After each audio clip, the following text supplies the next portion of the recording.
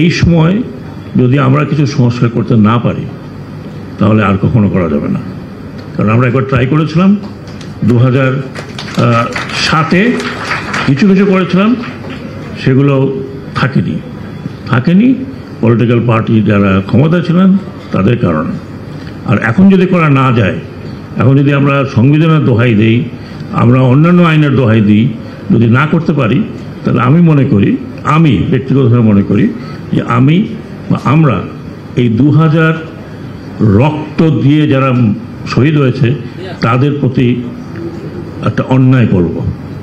আমি বলছি না যে আমরা 5 বছর 6 বছর থাকবো, সংস্কার যে কোনো সময় করা যায়, might take just 1 year and then you go for election. এখানে যেটা দরকার সেটা হচ্ছে understanding of the political parties, যারা ক্ষমতায় যাবেন বলে অপেক্ষায় আছেন একটা নির্বাচনের মাধ্যমে। নাও নির্বাচন পদ্ধতি নিয়ে অনেক রকমের কথা আছে, আমরাও অনেক আলোচনা করেছিলাম যে ওদের it will be PR or it will be majoritarian system.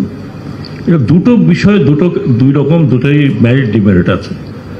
আমার মতে ছিল যে partially PR, partially majoritarian system, এটা যদিও আলী রিয়াজ সাহেবের জায়গায় আসবে নিশ্চয়ই, then there has to be constitutional change.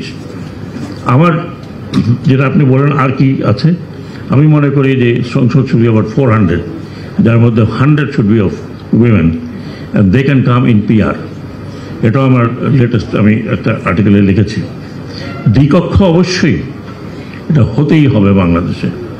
দ্বিকক্ষ যদি হয় তাহলে আমি মনে করি সেই জায়গাতে বিভিন্ন রকমের মানুষ আসবে এবং তারা আমার মনে হয় যে একটা গাইডলাইন তৈরি করতে পারে ডিউরিং ইলেকশন। সেখানে হয়তো তত্ত্বাবধায়ক সরকার আলাদা করে প্রয়োজন হবে না, তাদের মধ্যে দিয়েই হতে পারে।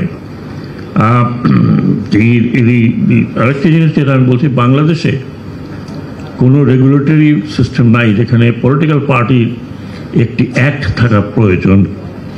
1978 সালে ডিউরিং শহীদ জিয়াউর রহমান সাহেব এটা তৈরি করেছিলেন, বাট এটা পলিটিক্যাল পার্টি মানেনি।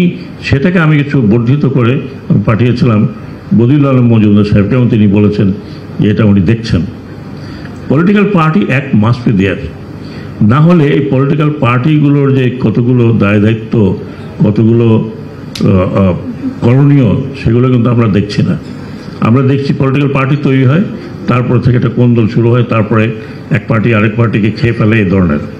তো আমার মনে হয় যে পলিটিক্যাল পার্টি একটা খুব জরুরি। সেটা কনস্টিটিউশন অ্যামেন্ডমেন্টের প্রয়োজন হবে না, এটা যে কোনো জায়গায় হতে পারে। কনস্টিটিউশনে অনেক বিষয় আছে, সেগুলো আর যাচ্ছি না। সেখানে মেজর যদি চেঞ্জ হয় সেটা হবে what type of voting system we are going to have, PR, mixed or completely majoritarian. Majoritarian হলেও কোনো অসুবিধা নেই, পিআর হলে পরে কনস্টিটিউশনটা কিছুটা পরিবর্তন করতে হবে। আমার মতে ইলেকশন কমিশনে আমরা প্রচুর বিধি আনার চেষ্টা করেছিলাম, এনেছিলাম। অনেকগুলো অর্ডিন্যান্স যখন ছিল ততক্ষণ ছিল, যেই মুহূর্তে এটা আইন হতে গেছে সেটা বাতিল হয়ে গেছে, তারপরেও অনেকগুলো বাদ হয়েছে। তো সেই জায়গাগুলোকে রিভাইভ করা তো জরুরি, কারণ এগুলো কোনো মোস্ট এসেনশিয়াল।